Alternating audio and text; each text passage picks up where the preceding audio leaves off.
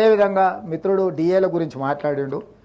ప్రతి నెల మొదటి తారీఖు నాడు జీతాలు ఇవ్వడానికే తలప్రాణం తోకొకొస్తుంది. మా ప్రభుత్వ ఉద్యోగులకు నేను ఇక్కడ నుంచి విజ్ఞప్తి చేస్తున్నా, నెల నెల మొదటి తారీఖు నాడు జీతాలు తీసుకొని మనం ప్రభుత్వానికి కొంత సేవలు అందిద్దాము. కొంత సమయం పడుతుంది. ఈరోజు ఏమాత్రం ఏం చేసుకున్నా ఈ వ్యవస్థ కూడా దెబ్బతింటుంది. మన మొదటి తారీఖు నాడు జీతాలు ఇవ్వడానికి రిజర్వ్ బ్యాంకు దగ్గర అప్పుడప్పుడు చేబదులు అంటారు కదా అధ్యక్ష, ఊర్లలో అంటాం కదా, బ్యాంకు లోను షూరిటీస్ కాకుండా చేబదులు మళ్ళీ ఇస్తాం. 4,000 కోట్ల రూపాయలు చేబదులు చేసి ఫస్ట్ నాడు జీతాలు ఇచ్చిన అధ్యక్ష.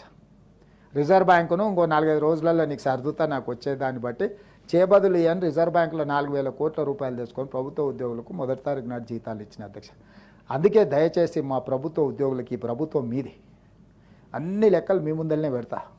ఏది ఎట్లా పంచుదామో చెప్పండి, ఏది ఆపుదాం, ఏది పంచుదాం. మీ లెజిటిమేట్ రైట్, డిఏలు కావచ్చు, కరువు భత్యం కావచ్చు, ఇవన్నీ మీ లెజిటిమేట్ రైటే. కానీ నిజమైన జీతభత్యాలు మొదటి తారీఖు నాడు ఇవ్వడానికే నిస్సహాయ పరిస్థితి ఉంది. నిస్సహాయ పరిస్థితి ఉన్నప్పుడు అప్పుడప్పుడు మనకు జ్వరం వచ్చినప్పుడు పథ్యం పాటిస్తాం అధ్యక్ష. మీకు ఐడియా ఉంది కదా అధ్యక్ష.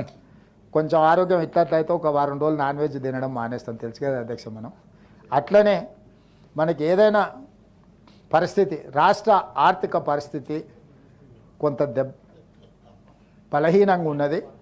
మా ప్రభుత్వ ఉద్యోగస్తులందరినీ నేను విజ్ఞప్తి చేస్తున్నా, అదనంగా ఏం కోరికలు కోరకండి.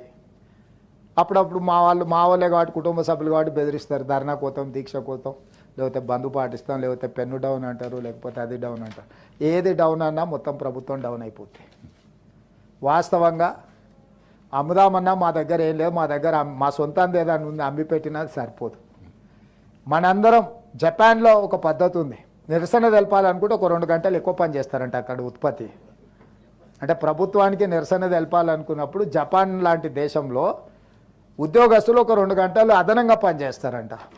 అట్లాంటిది ఏదన్నా నూతన విధానాన్ని మా ప్రభుత్వ ఉద్యోగస్తులు తీసుకొని రోజుకొక 2-3 గంటలు అదనంగా పనిచేసి మా ప్రభుత్వానికి నిరసన తెలిపి ఆదాయాన్ని పెంచితే, పెరిగిన ఆదాయాన్ని తిరిగి మీకు అందరికీ పంచుతాం. ఆదాయాన్ని పెంచడం, పేదలకు పంచడమే ఈ ప్రభుత్వ విధానం.